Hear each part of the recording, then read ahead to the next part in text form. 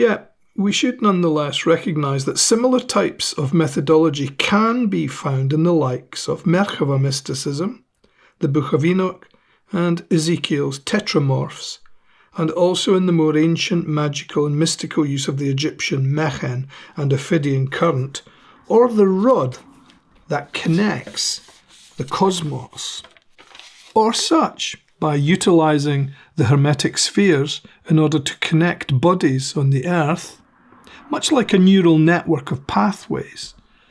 But this time one activates the system through certain occult energies, and as such by dislimbing through the veil of the horns of Amenti in the west, much like that described while scrying.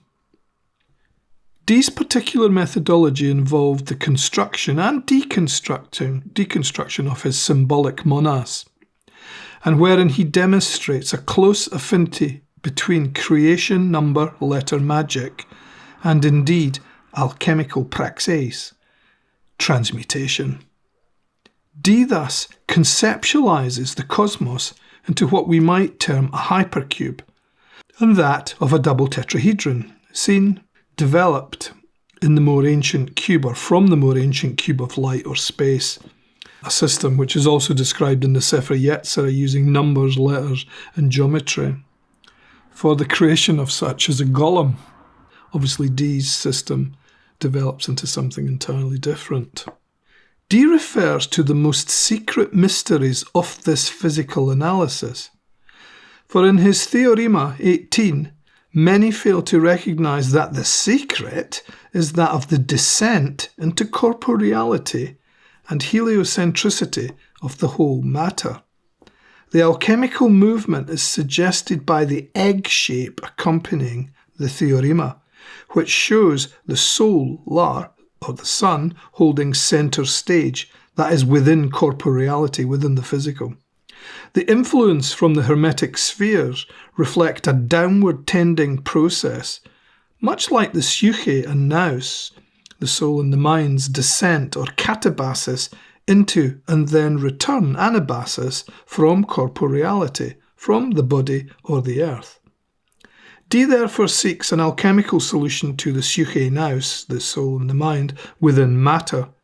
Compare Jung's God in matter.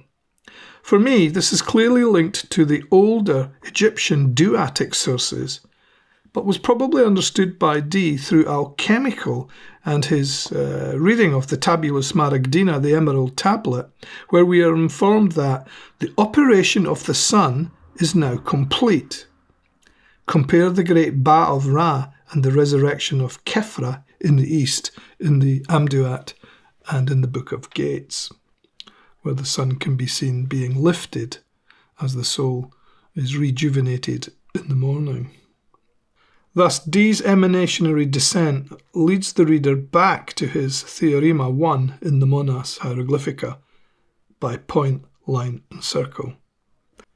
Dee introduces the idea of a point, and in so doing he invites us to follow his theorems. He equates the point to a point of light, or a spark of consciousness. Dee's theorems refer to energy transformations. Compare the quantum field theory, vibrating particle energy. The monad is the beginning of manifestation. It is described as a scintillating light localized to a point. It takes on dimensionality by becoming a stream or infinite flow of points, thus giving us a line, the first dimension. An infinite flow of lines gives us a plane, or the second dimension. The circle, the most perfect figure in plane geometry, can't be defined without either one or two. Thus, Dee's system is emanationary in form, had the manifestation of Nuit, the dot within the circle.